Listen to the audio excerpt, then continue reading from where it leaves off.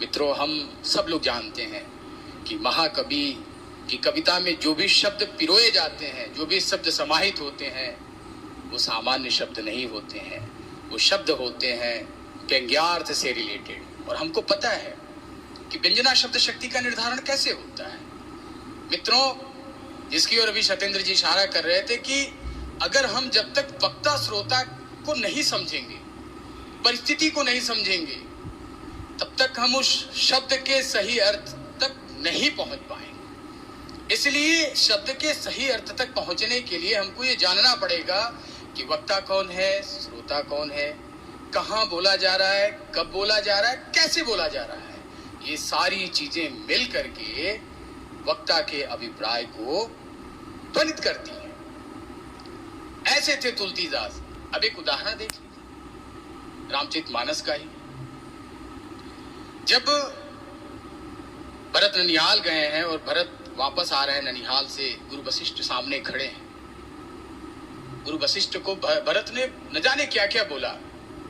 गुरु वशिष्ठ सुनते रहे। अंत में क्या कहते हैं कि सुन ही भरत भावी प्रबल, बिलखि कहूं मुनिनाथ, हानि लाभ जीवन मरण, जस अपजस विधिहान। जब सारी चीजें सुन लेते हैं, अब इस पूरे छंद में जो मुख्य तत्व है, जिससे इस पूरा छंद का भाव जो है वो समाहित है, वो है बिलखना शब्द। बिलखि कहूं मुनिनाथ, सामान्य तरीके से नहीं कहते हैं। बिलखना रोना नहीं होता है।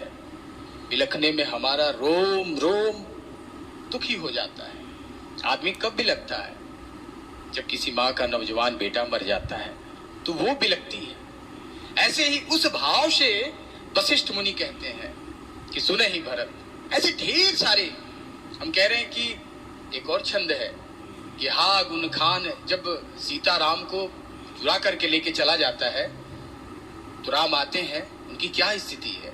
हा गुन खान जानकी सीता, रूपशील व्रत नेम पुनीता, हे खग मृग हे मधुकर श्रेणी, तुम देखी सीता मृग नैनी। राम की स्थिति पागलों की तरह हो जाती है। क्यों ऐसी स्थिति है? और ये बिल्कुल मनोवैज्ञानिक सत्य है कि हम अपने प्रियजनों को, अपने प्रियतमा को दुख के समय में शायद ज्यादा स्मरण करते हैं। इसीलिए कह रहे हैं कि हा गुण खान जानकी सीता, तुम गुणों की खान हो। और क्यों इतना ज्यादा घबराए हुए, क्यों बेचैन है?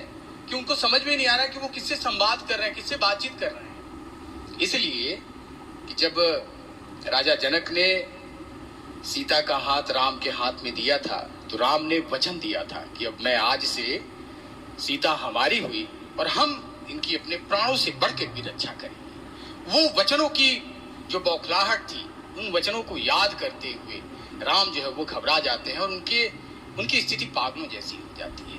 ऐसे ढेर सारे प्रसंग भरे पड़े हैं। फिर हम जाएंगे वापस रिचर्ड्स के पास।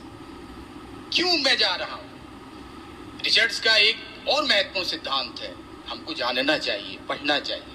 जैसा कि मैंने शुरू में ही उल्लेख किया, अर्थ मीमांसा का सिद्धांत, काव्य भाषा का सिद्धांत। पता है रिचर्ड्स ने क्या कहा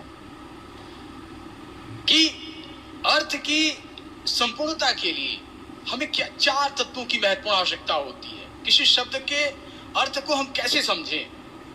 तो जो बातें ध्वनि सिद्धांत में आचार्य आनंदवर्धन कह रहे हैं, वही पाश्चात्य समीक्षक रिचर्ड्स भी कह रहा है कि अर्थ के 4 महत्वपूर्ण एलिमेंट होते हैं। कौन कौन? स्वर, लहजा, और फिर लास्ट में ये भाव और अभिव्यंजना, इंटेंशन। तो हम तो बस 2 तत्वों को ही समझ पाते हैं। इंटेंशन को जब तक नहीं समझेंगे, टोन को नहीं समझेंगे, तब तक किसी कवि के मूल अभिप्राय को हम कभी भी नहीं समझ पाएंगे। ये तुलसी बाबा को समझने में हम सबसे ज्यादा गलती करते हैं। इसको हमें ध्यान देने की आवश्यकता है। मित्रों, एक और हिंदी साहित्य का बड़ा नाम प्रातः स्मरणीय आचार्य रामचंद्र शुक्ल, उनको हमको पढ़ना चाहिए। उन्होंने जब वो कविता की बातचीत करते हैं तो क्या कहते हैं, जिसका उल्लेख अभी सुधीर जब अपना शोध पत्र पढ़ रहा था तो बताया था कि आचार्य रामचंद्र शुक्ल ने कहा कि जिस प्रकार आत्मा की मुक्तावस्था ज्ञान दशा कहलाती है, उसी प्रकार हृदय की मुक्तावस्था रस दशा कहलाती है। हृदय की इसी मुक्ति की साधना के लिए मनुष्य की वाणी जो शब्द विधान करती आई है उसे कविता कहते हैं। ध्यान रखिए, कविता को क्या कह रहे हैं कि कविता हृदय की मुक्तावस्था है। ये हृदय मुक्त हृदय कब होता है मित्रों? ये हृदय मुक्त हृदय तब होता है जब हमारा हृदय अपने पराये की भावना से, जो हमारे अंदर की संकुचित मानसिकता है, जो हमारे अंदर का व्यक्तिगत राग द्वेष है, जब तक ये दूर नहीं होगा तब तक हमारा हृदय मुक्त नहीं होगा। इसीलिए जब रस निष्पत्ति के तीसरे व्याख्याता आचार्य, रमीला मैडम ध्यान दीजिएगा, पट्टनायक जब भुक्तिवाद का कॉन्सेप्ट लेकर के आता है तो वह भावकत्व व्यापार और भोजकत्व व्यापार नामक दो नवीन शब्द व्यापारों की कल्पना करता है और कहता है कि भावकत्व व्यापार काम क्या करता है? कहता है कि भावकत्व व्यापार का यही काम है कि वह सामाजिक के अंदर जो अपने पराये की भावना है, जो उसका व्यक्तिगत राग द्वेष है, उस व्यक्तिगत राग द्वेष को वो भावकत्व व्यापार दूर कर देता है। और फिर भोजकत्व व्यापार से होता क्या है? भोजकत्व व्यापार से उस ब्रह्मा स्वाद सहोदर है ना सविद रस का सामाजिक जो है वो आनंद लेता है।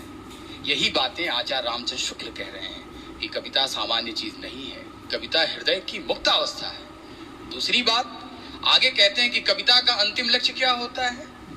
कविता का अंतिम लक्ष्य जगत के मार्मिक पक्षों का प्रत्यक्षीकरण करके मनुष्य हृदय के साथ उसका सामंजस्य स्थापन। ध्यान रखिए क्या कह रहे हैं आचार्य रामचंद्र शुक्ल? जगत के मार्मिक पक्षों का प्रत्यक्षीकरण करके मनुष्य हृदय के साथ उसका सामंजस्य स्थापन। सारे लोगों के अंदर ये दृष्टि नहीं होती है कि सारे लोग जो है वो जगत के मार्मिक पक्षों का प्रत्यक्षीकरण कर लें। वो दृष्टि तुलसीदास के पास थी, तभी शायद रामचरितमानस या उनके जितने सारे प्रामाणिक ग्रंथ हैं सब में वो मार्मिक पक्ष भरे पड़े जिनसे मनुष्य हृदय के तार जो है वो जुड़े हुए हैं। क्यों? कैसे तुलसीदास